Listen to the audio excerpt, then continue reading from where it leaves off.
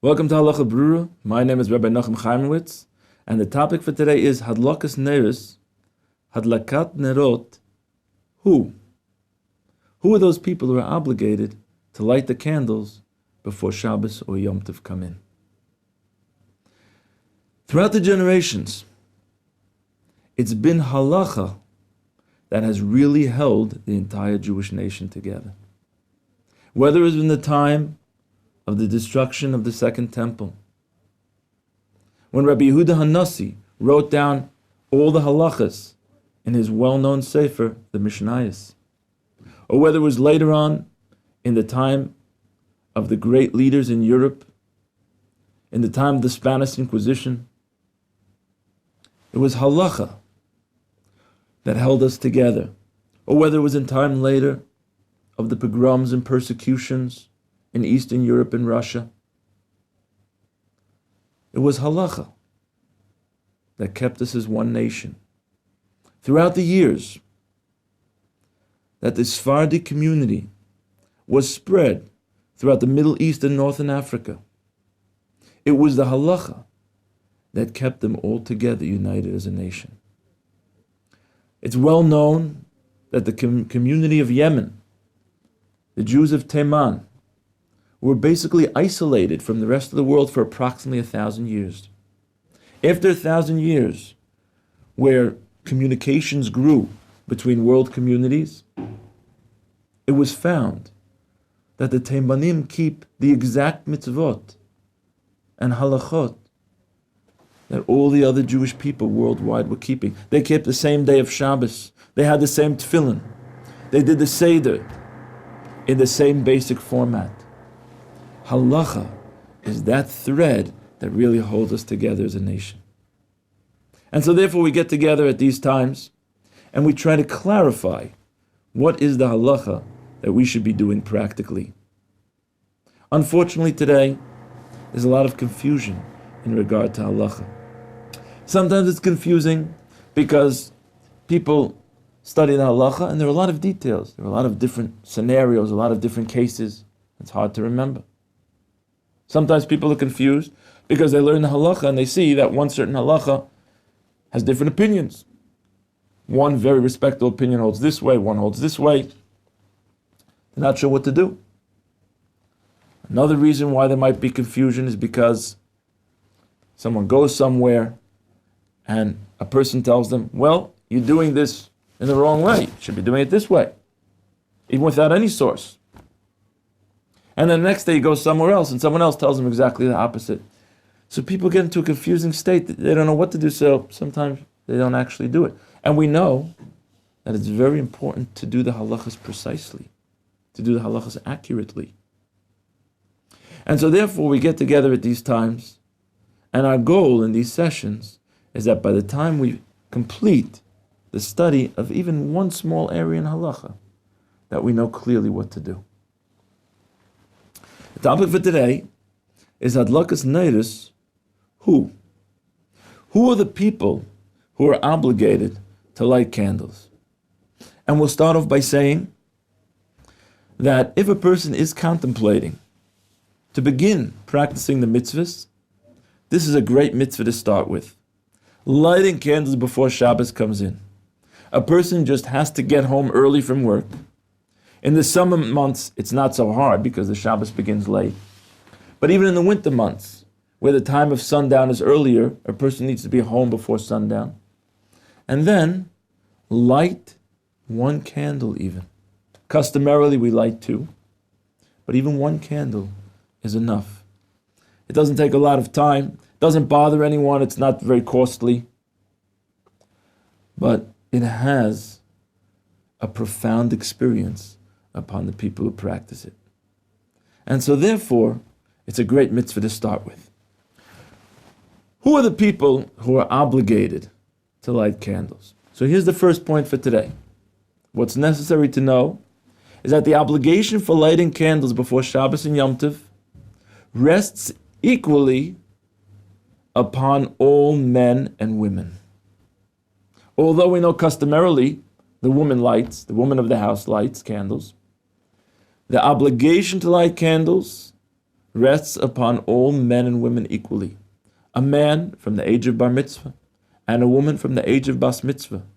Wherever they are, whatever situation, as Shabbos is approaching, they need to figure out how are they going to fulfill this obligation. So that's the first point. Everyone has the obligation to light candles. How do we fulfill it? So here's the second point, and that is, customarily, we reward the woman of the house the honor to light the Shabbos candles for the entire family. There are a couple of reasons given for this.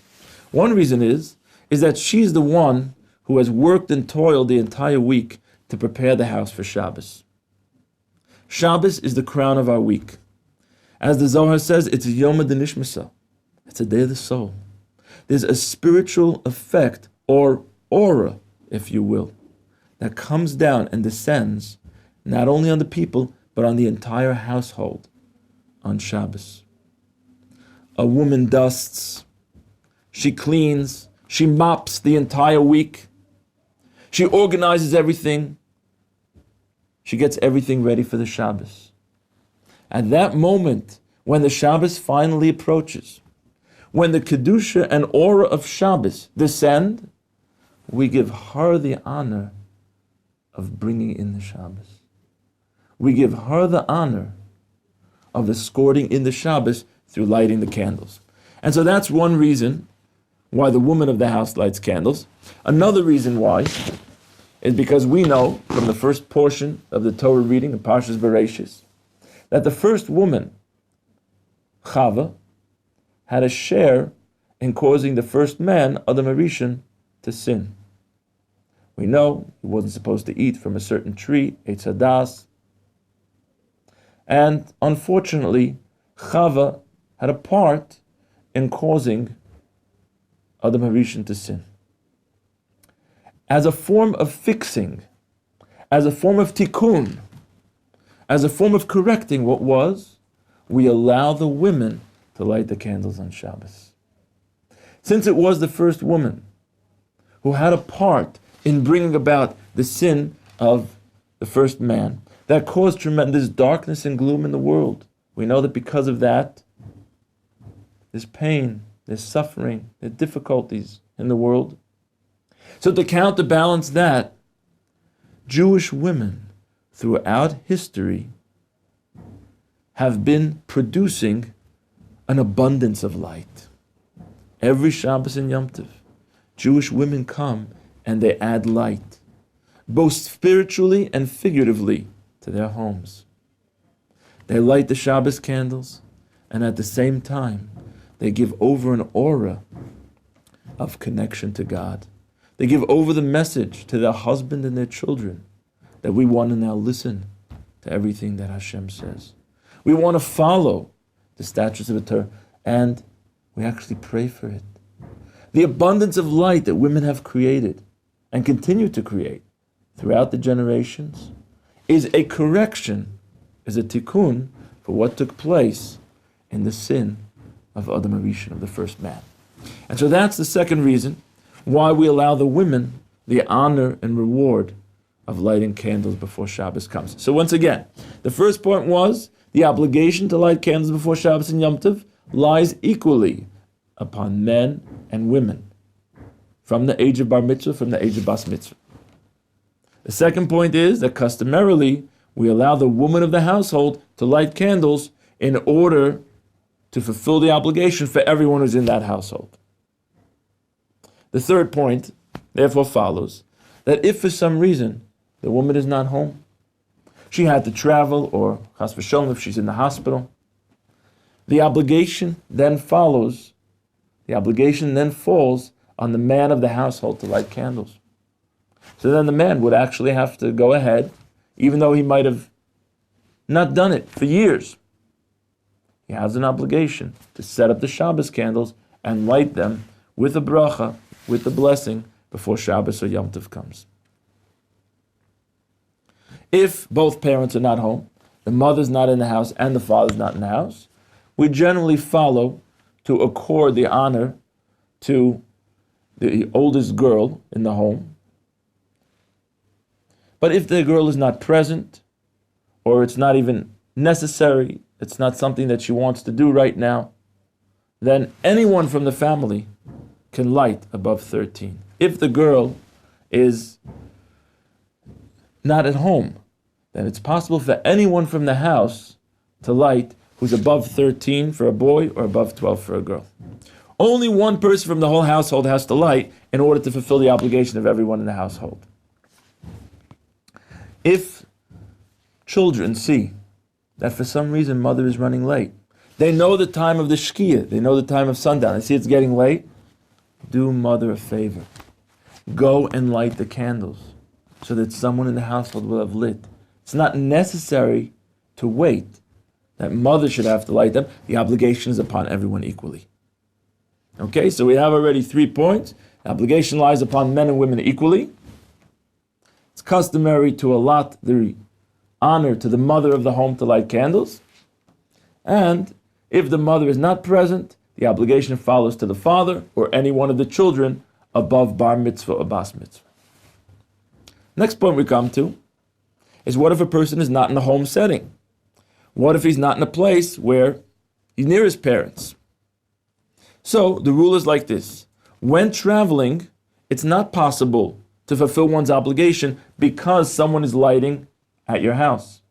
A person has to figure out how to fulfill the obligation where they are. The one exception for this would be a husband who's traveling and is not with his wife, because husband and wife are considered one if the husband is traveling within the same time zone as where the wife is lighting. He can fulfill his obligation by the lighting of his wife. If it's in a different time zone, he as well has to plan how he's going to fulfill his obligation.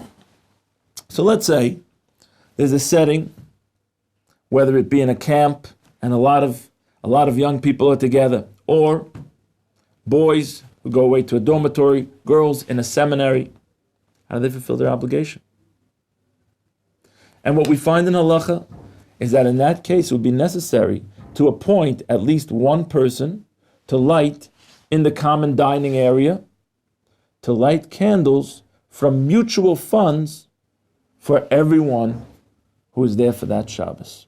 So for example, if a person's at camp, there's one person who has to be appointed to light candles for everyone in the camp, and the candles are acquired from mutual camp funds.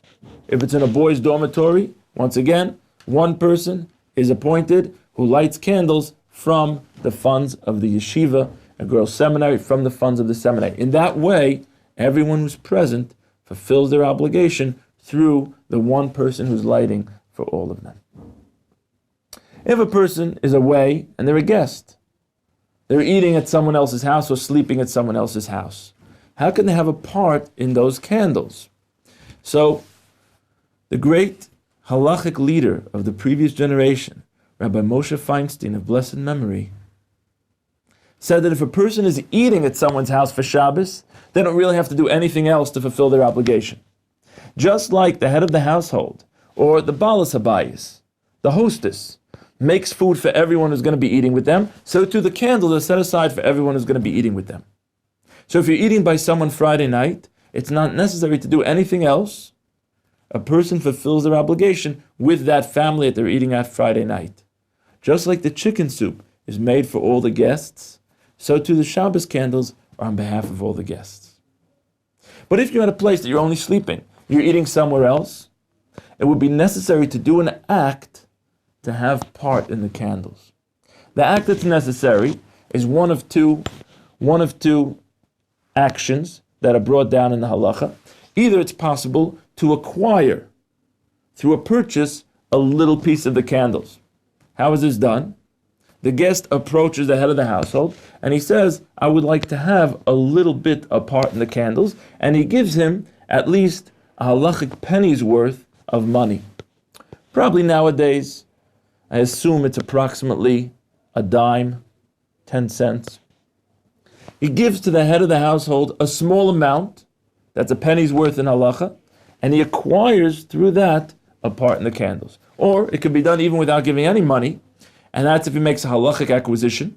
The way to make a halachic acquisition is to ask permission from the head of the household or the hostess, the balas habayis, and you ask, can I have a part in the candles? If they say yes, then the halachic acquisition is made by you lifting up the candle or just putting it in your hand, even for a second, and by that you acquired a portion of the candles. By having a portion of that family's candles, even though you're not eating there, you then fulfill your obligation in the place where you're sleeping. So, to review all the points, Halakas Neiris, who are the people who are obligated? Men and women are obligated equally. Customarily, we allot the honor of lighting to the woman of the house. If the woman of the house is not present, then the man of the house should light, or one of the children of the house, assuming they're over bar or bas mitzvah. If a person is away for Shabbos, he's with a whole group, at least one person from the group has to be appointed to light candles for mutual funds on behalf of everyone.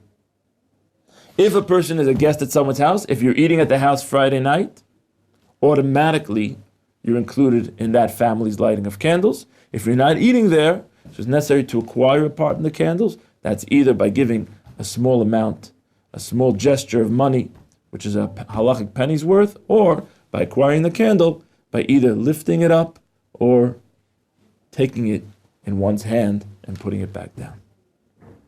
A good practical advice in this area would be to figure out, even before Shabbos comes in, how am I going to fulfill my obligation? Where am I eating for Shabbos? How's it going to work out? And through that, to plan on Shabbos that I should really be able to fulfill my obligation in the best possible way. May God help, and we be able to do this mitzvah in its proper place, in its proper format, with the proper intent. And in that merit, may God grant us as a nation a strengthening of that fiber, that unity that holds us all together, the halacha that has united Jewish people throughout the generations, even today in our times.